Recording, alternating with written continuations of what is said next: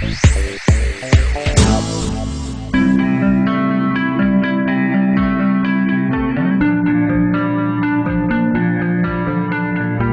name is Mike Galasso. I'm a test engineer here in the body test lab, and we're currently at a cold chamber environment. We're running a 1.6 life durability test for the door slam on Chevy Volt. Our cold temperature environment is at minus 30 degrees Celsius.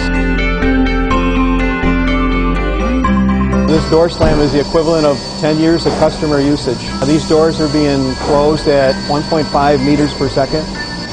It's considered a normal door slam for a normal customer usage. We'll do some normal inspections of the weather strip seals, the trim on the doors. We pull the trim off and look at the inner panels of the doors and look at the components that are attached to the doors themselves. Make sure there isn't any loose parts. We look for squeaks, rattles, door sound quality before and after the test.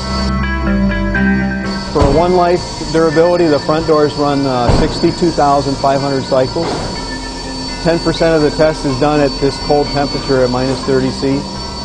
Another 10% is done at hot, and another 25% of it is at humid. The rest is at ambient.